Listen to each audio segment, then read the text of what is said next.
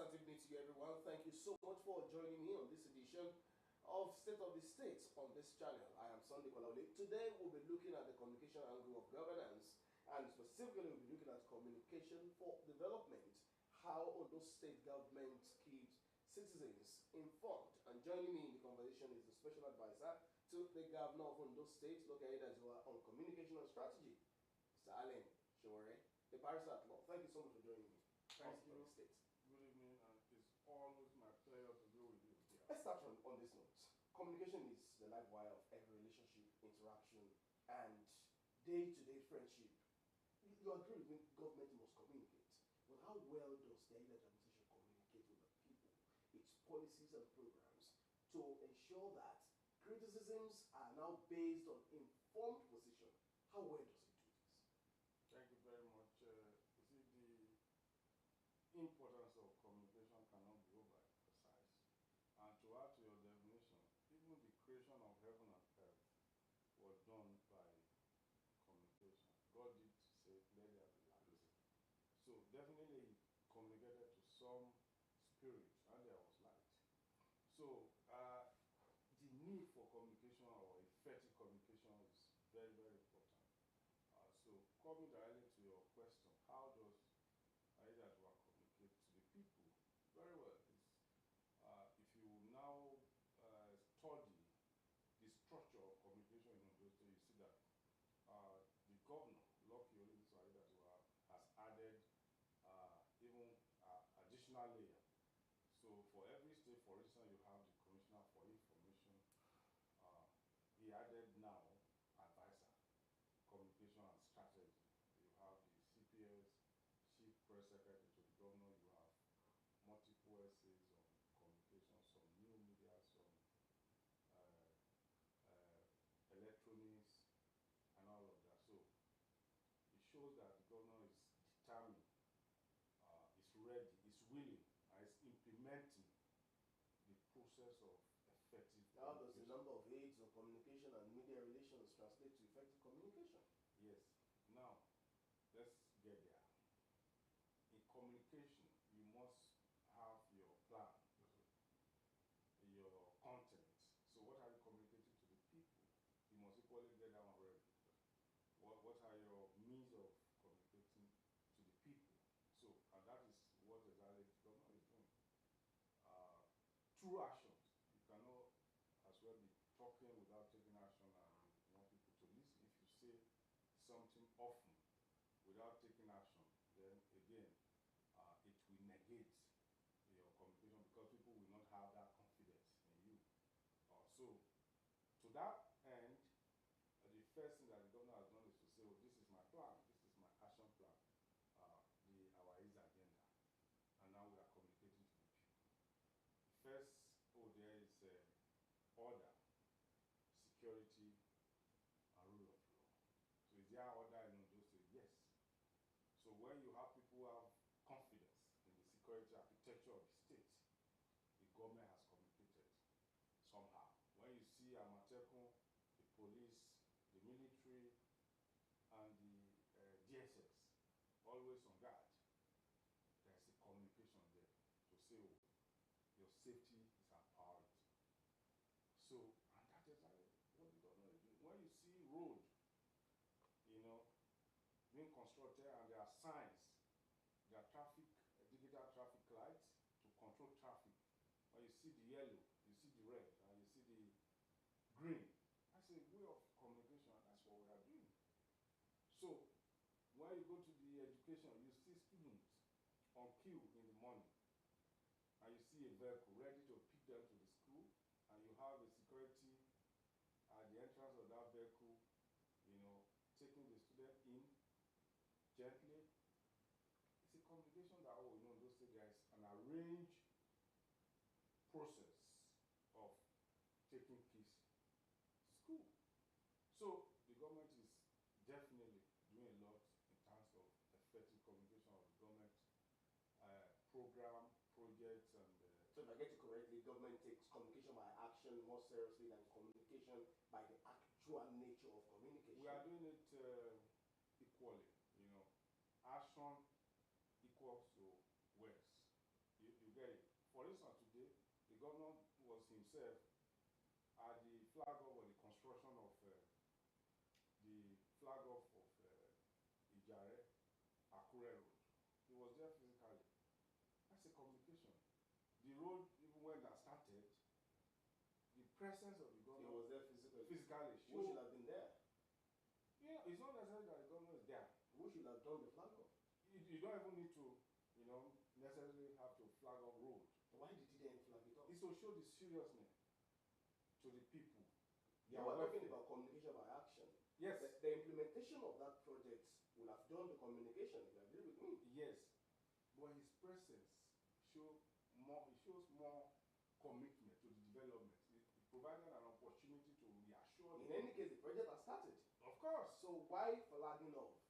Yes, that's what I'm saying. It's to tell you, look, when I was campaigning, this is what I promised. We have come to deliver it, and not just to deliver anyhow project. We want to ensure quality, we want to see the contractor, we want to see what they are doing, and we want to see the people. So if, for instance, there are complaining about the road, somebody will have said so today, maybe one-on-one to the governor, or even publicly, or there will be a protestation. But probably there are some infraction or some substandard material used in the road, on the road. The governor probably will have seen himself. So it's a direct way of telling the people that I am your governor, I am ready, I'm not too busy to attend to your needs.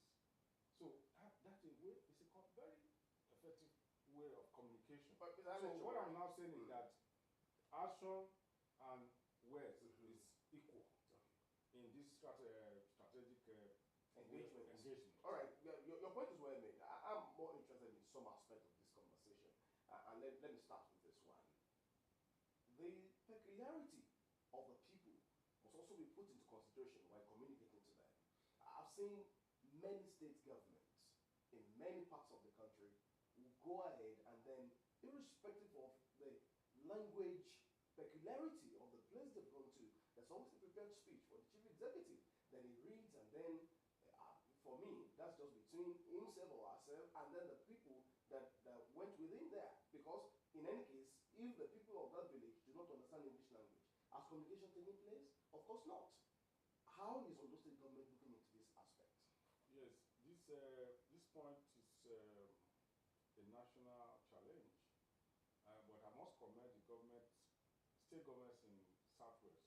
For instance, when you go to any public function, those are many of the Southwestern states, you recite the national anthem in English, and then you come back and recite the Odua anthem in Yoruba.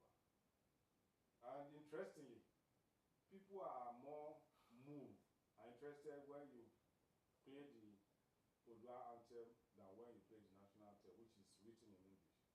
So it's a way of telling the people that, look, it is not enough to recite our national anthem. And the rest of the engagement happens in English language? No, even today, there are times that, although the speech are written in English, but there are times that as chief executive, the governor will go out to speak the language that the people understand, particularly while communicating some of the most important, they still go out to tell the people. I think what we have, the challenge we have is time. Because, Nigeria as a country, we adopted English as our legal franca. So when you go to public function, the journalists are there. It's not only, we are not talking to people of Ondo State, we are talking to Nigeria. So you want to account for what the actions of your government. So you must, most of the time, because of that national policy, that adopting English language as our legal franca. But I think we must move away from that. We should be able to communicate in our language, our dialect. Yoruba, for me, I see nothing wrong with a whole day. Even the House of Assembly conduct their businesses in Yoruba language, so that people, we can start to send that message to our children and generation unborn or those present that, look, there's no other way. Imagine if, for instance, you have to pay for this important language. You know how much you'll be paying, speaking a foreign language. subsidize and we have to remove the subsidy. You know the pain. But just like we have removed the subsidy, the time is coming that we must remove this foreign language from our curriculum and change it and start communicate with the people with the language that they understand. Yes. Well, you're a special advisor on communication and also on strategy, and that's puts a double burden on your neck. And so I want to know how well or what exactly are you bringing to the table in terms of strategy to effective communication of government programs, policies, and agenda for the people. Yes, without sounding immodest, you know, I've been around for a while. I was a civil servant in this state and I rose to the level of deputy director as a civil servant. I took up appointment in 2017 under the late governor and this government too. So I've been around, I understand government and I understand the process of governance. So I am adequately equipped in terms of experience. In terms of training, I've been to the university twice. I have 2 degrees, one in education and the other one is in law. So I well prepared to communicate effectively with the people. And that is what then do you bring to the table in terms of strategy? Yes, the strategy is to communicate to the people, the government program, project, and plan action in a way that they will understand. And that has started to manifest. You know, before a lot of people just think that, oh, this administration, we are not doing enough in terms of project, program, and policy. Is this administration doing enough? Of course. What is it doing? The question should have been, what is this administration not doing? What is the administration doing that you feel is enough? Everything. Like? You start from security of lives and property. I know you will not argue that we are not doing enough because relatively, Ondo is one of the most peaceful states in Nigeria as we speak. You go to education. The other time somebody was arguing with me, oh, this state is doing this. I said, in that state that you are talking about, do their government take children to school in the morning and return them back to their parents in the evening? He was looking. Ondo is one of the few states in Nigeria that is responsible for the transportation of school pupils in the morning and return them to their parents in the evening. Ondo State is responsible for the payment of WAEC fee, give scholarship and bursary to students in the university, employ teachers to fill vacant or vacancies in the secondary and primary schools. We have 4 tertiary institutions. Not many states will survive maintenance of 4 tertiary institutions with that size. Adekunle Ajasin University at Mbago is one of the best state universities in Nigeria. You know, so and that is being sustained. So that is in the area of So what is government not doing? I'm just rolling out what the government is doing. What is it not doing? Because you were saying that I should also Yes, now it's you. So what is it not doing? That's why it's you that will ask what is, if you know anything that this government is not doing. Because our agenda covers all the facets of life. Health, sport, education, works and infrastructure. All the infrastructure in those states now is, so they are wearing new look.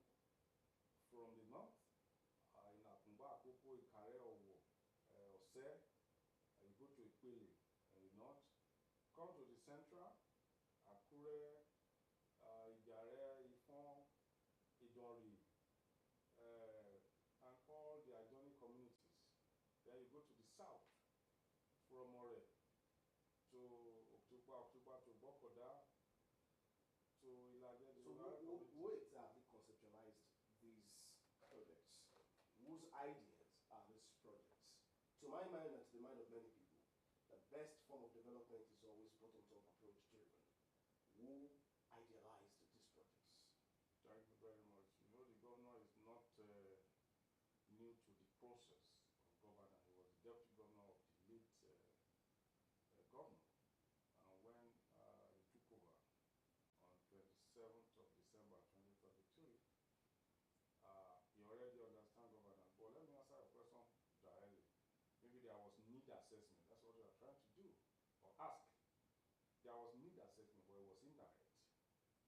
during the primary electionary campaign and general election, the governor moved around the state, all the 18 local government, all the 203 wards, many communities.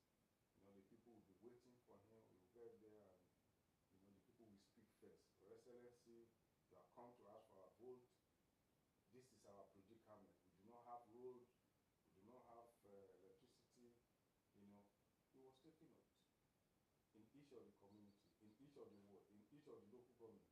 So then there was a stakeholder meeting by the 134 or 130 crown, and later all the cabinets, all the kings with traditional ruler, heads of community and high chiefs, they submitted their own needs to the governor. There was consultation with workers in the state. There was consultation with the union. There was consultation with youth. What year did all these consultations happen? From late 2023, 2024. And budgets have been prepared for 2023, 2024, 2025. Now we're going to 2026. Do you think those engagements are enough to prepare yearly budgets that's running into years of the term of this administration? Yes, because sometimes you have a project that cannot be completely funded with just one budget. So if, for example, you have the Oyarabule Bridge, you may not be able to complete the funding with one budget. So it comes this year as a budget, you pay for as much as you can pay for that budget. For that year, next year, you have to complete with the remaining. So then until you're able to complete such. So those notes, those engagements, yes, they're enough to prepare budgets year in, year out for the lifespan of an administration. Yes, because even the engagement is continuous. By tomorrow, there is going to be another stakeholder. Okay, it's not just about those engagements alone. No, it's the engagement with the people is a continuous exercise. Just like I agree it's supposed to be a continuous exercise. it is. Is it a continuous exercise with the idea that your administration? That's what I'm asking. Yes, it is. This is the administration that started meeting, I think quarterly meeting with stakeholders. The deliberate policy to engage with the stakeholder there for them to say what they want, what they need. Student body, youth, the party leaders, community heads, so all the segments of the society.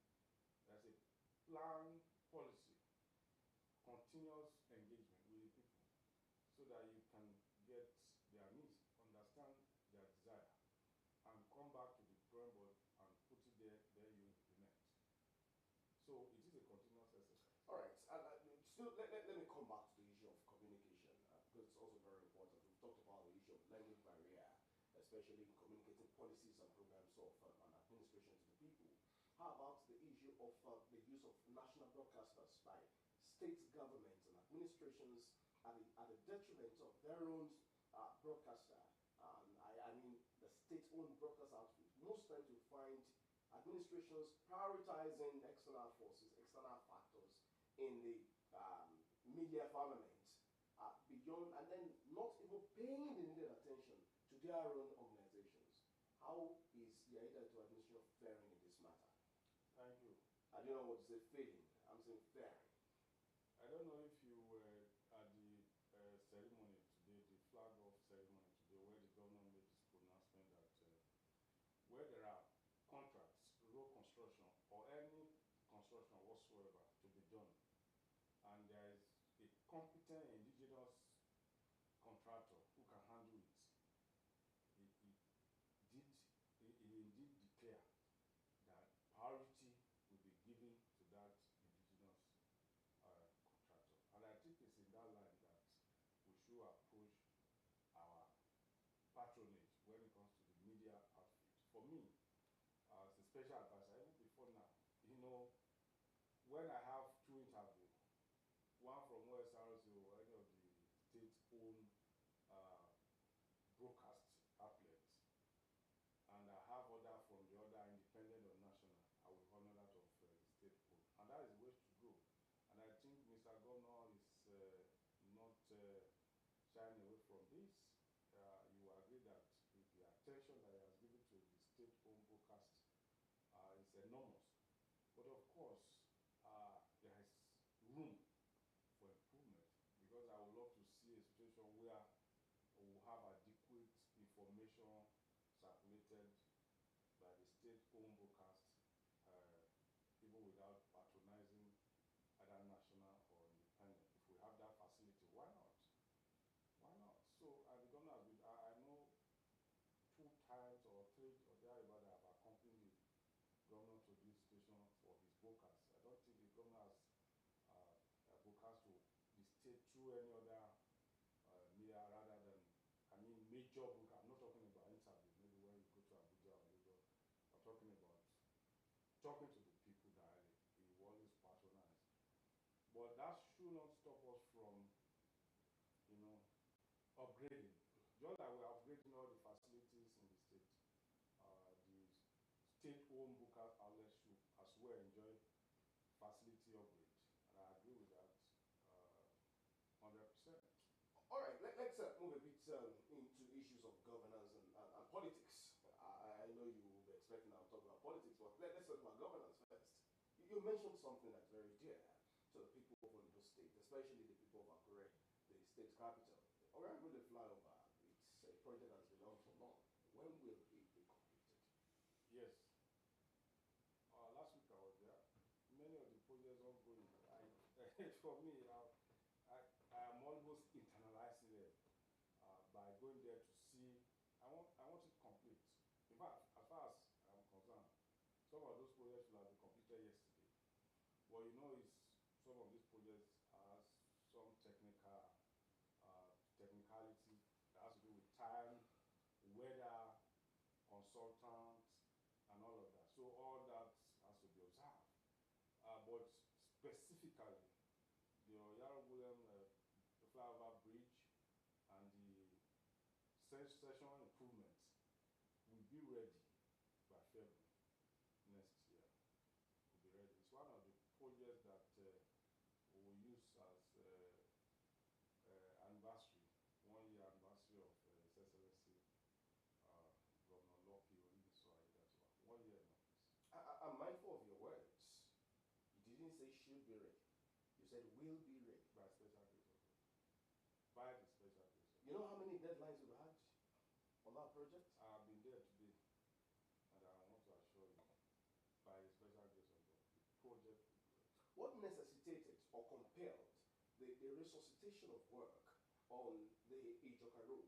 Is it a protestation by the people or deliberate effort by government to really see to that project?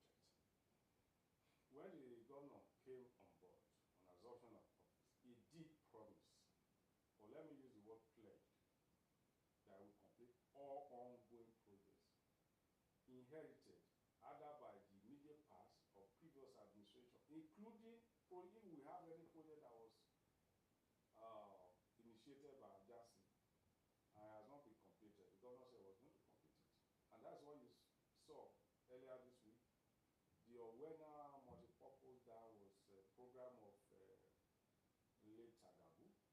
That's about 15 years ago thereabout. And we have had successive administration that did not even look at that side. But the governor was there, resolve all the legal issues surrounding it, all technicality, and he has revived the project. So, the Ijoka is not different from any of the projects that the governor has pledged to revive and resuscitate. So, be rest assured that all projects that are yet to be completed, either by the late governor Rotimi Akeredolu SAN administration, Dr. Olusegun Mimiko administration, Dr. Agago administration, or Adefaraji administration, as long as those projects are viable, they are completion be able, the governor has pledged that I will do it, to attend to it. So was it the presentation of the It is not. I am just telling you. I understand your point, but I want to know because who protested before the governor when went the to project kicked off again, it was just after the protest of the people. That's what I want to know. If it was a protest, let me be plain with you. please be. If there are no plans project to be resuscitated, you know you cannot just, there are contractors, there are approvers, there are files. Even before then, I thank God that you are in the media. The State Executive Council has approved the project to be revived. Those paperwork have been done. So the protestation was just a coincidence. It does not mean. It was just a coincidence. It does not mean that the governor does not even listen to people. Protestation is equally communication. You know, but if you do not have a plan to do something and people are protesting, you will just be pain. You will just be feeling the pain of the people if you are not planned to do it. But when you are planned, the government or the governor has planned to bring succor. Don't forget the mantra of this administration, our eyes. It is to take away the people's pain and replace it with ease. So how do you make life more abundantly easy for the people if they don't have good roads? So it's a government that listens to the yearnings and the people's predicament. It is to take away pain and replace it with ease. Do you think the media team of the government has done so well in the issues of managing communication with the people, who in any case are the fulcrum upon which governors should turn? Are they being reactive rather than proactive? These issues you just made mention of, wouldn't it have been better if there was already a communication of the approver? I know you are trying to talk about the over 100 kilometers roads approved across the states, which, according to government records, included that of the Joka Road. So if there had been proactive communication, would that protest have come into play at all? Yes, yes or no. There was proactive communication. As immediately the ESCO was rounding up their meeting that day, there was an official communication, extra from the executive, the project that the ESCO has approved. But you know, in Nigeria, I know those states is not isolated. There's a deficit, trust deficit between the people and the government. So sometimes when you say it, the people don't believe until they see action. They will say it's the same thing they said yesterday. Even when you give them the download, the processes and all of that. This is Joka Road. I was on radio station, somebody called me and said, we said in 1 month that contractor, because we don't want to give a deadline that will not be achieved. The people said, no, don't worry. We'll give you additional 1 month. Make it 1 month, 2 months before the contractor will come on site. So that they just wanted to be sure. But we thank God that 1 week after, the contractor mobilized to site. So that is, on the side of the people too, is a strategy. It does not mean that they don't understand some of those things. But it's a strategy to ensure that they put more pressure on government to take action. I mean immediate action. So until they see it, sometimes, even when you are telling them, they pretend as if nothing happens. So it's not about defect in a communication strategy or, you know, you are in the media. Now when you say they don't, they would, even the media as they say, don't mind that they are paid them. Until they see concrete, even some, look at what we are doing in the First Bank, the construction and remodeling of the First Bank roundabout. When we started, some people were saying we are editing projects. But after the whole completion, the praise is now coming. People are now saying, so somebody called me and said that Akure is now looking like Abuja. And indeed, the topography of some part of Akure, where you have good road, there's no difference between, the First Bank now look like the Eagle Square, that road in Abuja, you know, because of the topography. You know, Abuja too has all these hilly, and also what was differentiating us from Abuja before was lack of good road. The moment you have dualized road with street light, sometimes you feel like this place look like Abuja. It is development, and we're happy about that. So beyond the First Bank, the Nepal one is coming up already. It's coming up already. Where else should we expect the editing?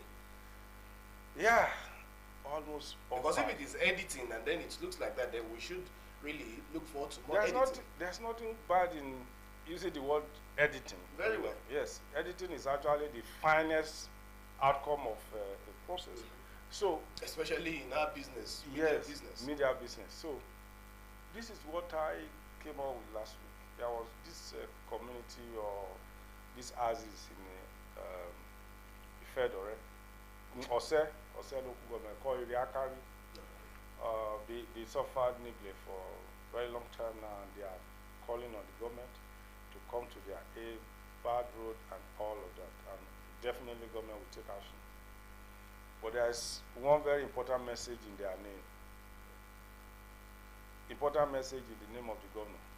Look, you read this one, then you have a community as it's called Yakari. And when you juxtapose this or you go deeper into Yoruba, Yakari means that good things will go round. So it is to tell the people that definitely with time, all these good things that you are seeing in Akure metropolis, it will go round. When I started the project inspection, some people would come and say, but you are visiting projects in Akure in the north. Have you been to the south? Or no project in the south? So one day I decided to go to the south, and I came out with the picture of the dualization of Bokoda, of Tukwa Road. I said, wow, we never knew they have started. You know. So, but the message is simple. Iriakari, definitely things, good road, hospital, good school will go around. Interestingly, you've also peeped into my mind talking about why you have to go to the south to then bring up pictures for people to now say, oh, they're never aware that, they were never aware that such a project was ongoing. Let me give a personal encounter too. I was in Ileluji at a point for an event, and I was wondering, oh, really? So there's a dualization project going on in this place. Isn't that also an indication that there's still more to be done by the communication aspect of government in those states to really bring out all of these things to the knowledge of the people without they forcing you to take a trip to the south before they are aware that something is going on there? Yes, you see, this government, you have individual differences. This government is not run on propaganda. I just told you that it is action equal to words. It is not propaganda is different from information dissemination. Yes, you agree with me? Yes. You know, in the past we have seen government that we mobilize contractor to site a flag on road without starting that road. That day they will just clear one place. But what we are doing now, if you be following the flag off, in some cases 50% of the road is done. 50%? Yes. Yes. So to bring it down a little, 50%? Yes. That's half of the entire project? Yes, it's done, and we are just doing flag off. 50%? Yes. In some cases, can that be said with Igbatoro Imafo Road that it's already 50% into the project? If you look at the length of hydraulic, when you do road construction is divided into 2 or 3. The concrete, which they call the engineer will call hydraulic. By the time you are done with hydraulic, 50% of the road is done. The asphalt overlay and all of that, all those ones can be done with a speed of time and resources.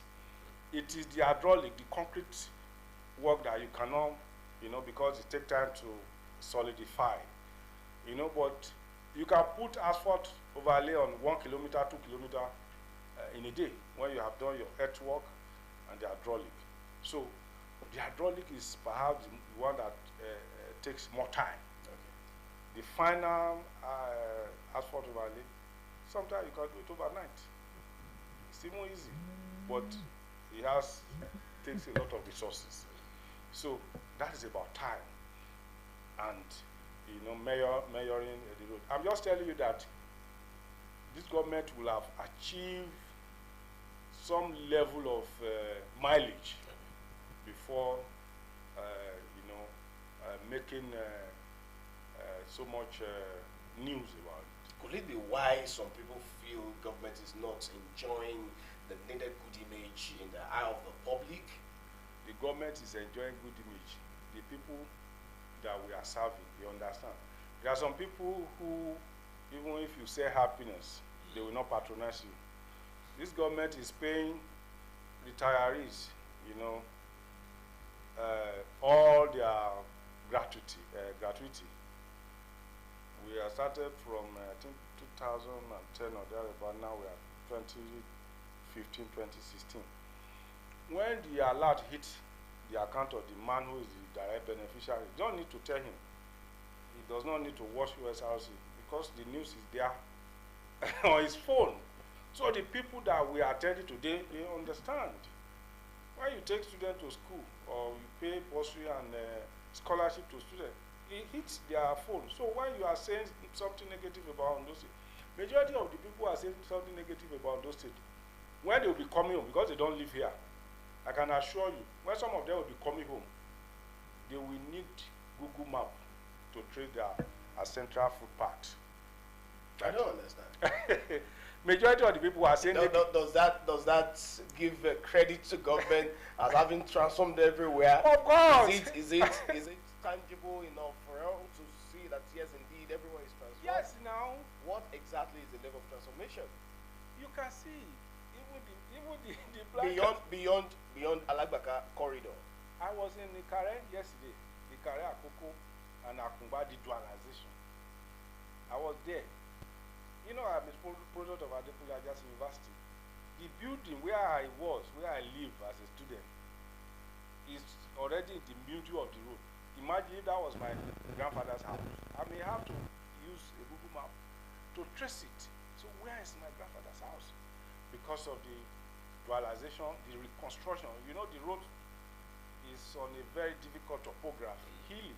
Then it's curved. They the earlier construction tried to dodge the mountainous hills.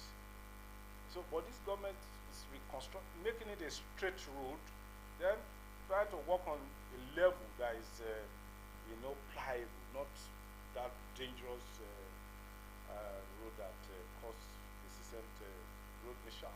Before I let you go, time is not on my side. Urban renewal is something that this organization is priding itself as having done a whole lot, especially in the capital city, Akure.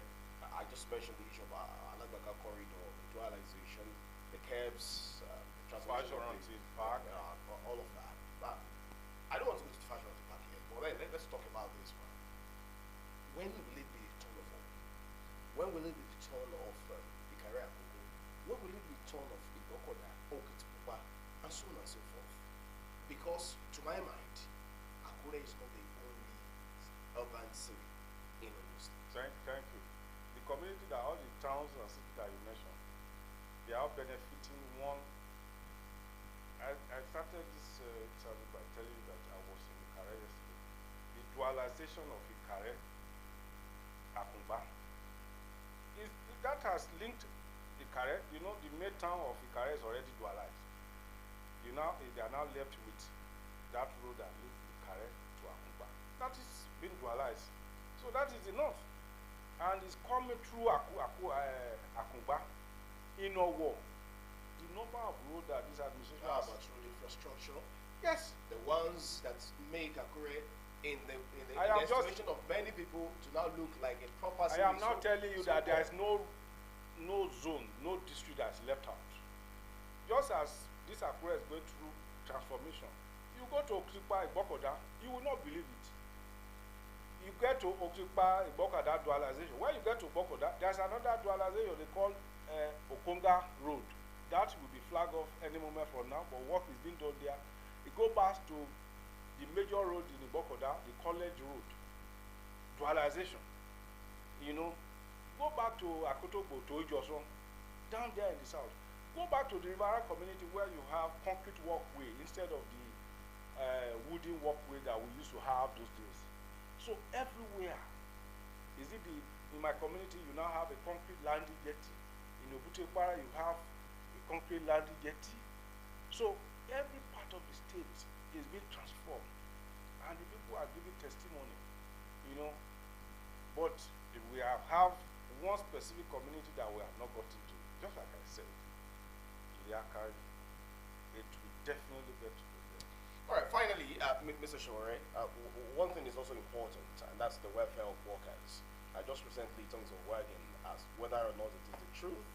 A particular information was flying around that for the first time in many, many years, that Ondo State will be paying 13th month. I don't know how far that is true. You are here as one of the spokespersons of this administration. I Is there see, any information to that? I see the story just like you saw it, but I have been trying to get in touch with the authority to confirm. Okay. Because that statement, nobody signed it specifically. Very well. But I can tell you that the welfare of the workers in this state is in the heart of the government. So whatever that will make workers happy with this Christmas and New Year season, the governor will do. But as to payment of 30 months, for now, I've not been able to extract that from Mr. Governor. I will not be correct for me to say it without getting directly from him. But beyond that, every other issues of welfareism Yes. will be looked into. Definitely. You know, since this administration has been testified, no worker in Ondo State has collected salary later than 26 of every month. It's like maybe it's programmed. Because of that, I've tested it. Even when you go to bed 26, where you wake up, you will see that your salary has dropped. To say that your network was not good, or you have a flat lot. All right, Mr. Allen Shore is a special advisor to the governor of Ondo State on communication and strategy. And of course, we've been discussing the issues of communicating government policies, programs, and agenda. I thank you so much for your time, also of the state.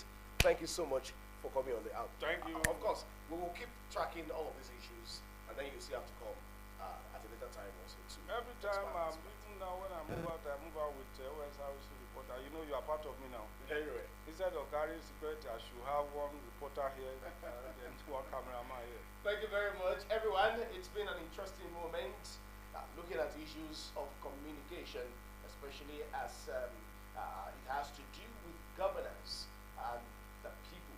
I thank you so much for being a part of this outlook today. It returns next week, God willing. I am Sunday Kolawale. Enjoy this.